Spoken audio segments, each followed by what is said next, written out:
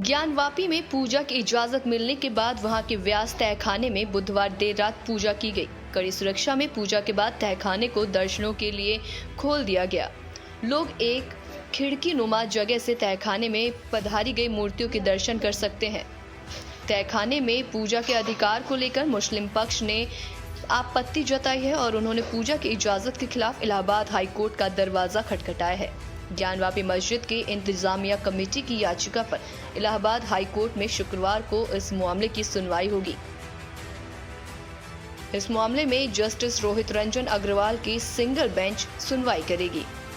ज्ञानवापी के व्यास जी के तहखाने में पूजा पाठ के मामले को लेकर अंजुमन इंतजामिया कमेटी ने बनारस बंद का ऐलान किया है। बनारस में शुक्रवार को मुस्लिम इलाकों में दुकानें बंद रहेंगी। जुमे के दिन शांतिपूर्वक नमाज पढ़ने की अपील की गई है। अंजुमन इंतजामिया कमेटी ने बनारस बंद का ऐलान किया है। ज्ञानवापी के तहखाने में पूजा पाठ को लेकर बनारस बंद का ऐलान किया गया। वहीं मुस्लिम इलाकों में सुरक्षा का कड़ा पहरा है।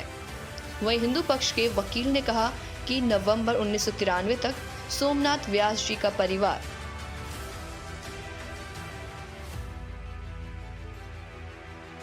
उस तहखाने में पूजा पाठ करता था। अधिवक्ता ने कहा कि अयोध्या में 6 दिसंबर 1992 को विवादित ढांचा गिराए जाने के बाद वर्ष 1993 में तत्कालीन मुख्यमंत्री मुलायम सिंह यादव के शासनकाल के दौरान तहखाने में पूजा पाठ बंद करा दिया गया था और बैरिकेडिंग लगा दी गई थी।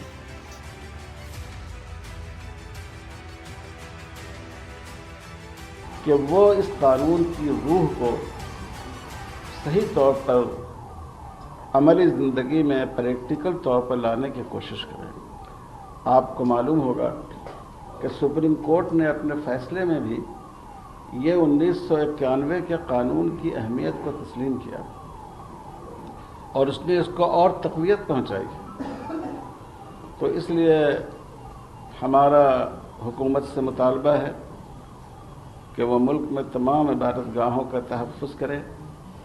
हम अदलिया से भी हमारी गुजारिश है कि इंसाफ का एक ही पैमाना होना चाहिए और ये सबसे बड़ा इंसाफ का मंदिर है।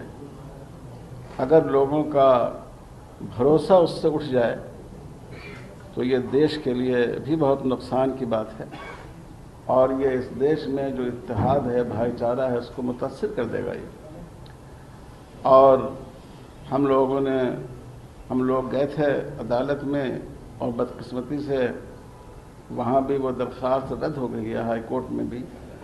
लेकिन इंशाअल्लाह हम इसके लिए सुप्रीम कोर्ट भी जाएंगे और हमने तय किया है कि हम जो सदर जमहूरिया जो मुल्क के आईनी सरबराह हैं, हम उनसे भी हमारा वक्त मुलाकात करेगा।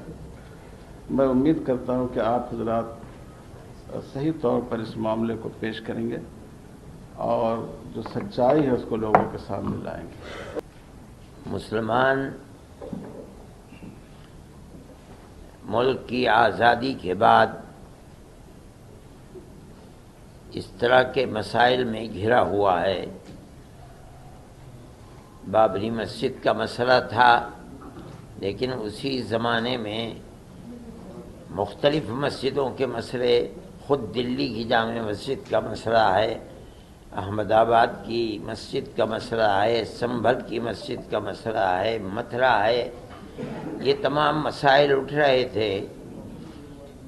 लेकिन इस वक्त जिस तेज़ी के साथ ये मसाइल उठे हैं, उनसे ये महसूस होता है कि कानून को सामने रखकर फैसला करने की जिम्मेदारी जिन कोर्टों के ऊपर है, वहाँ ऐसी लचक और ढील पैदा हुई है कि जो लोग इबादतगाहों पर कब्ज़ा करने का प्रोग्राम चाहते थे, उनको सहूलत और आसानी मिल रही है।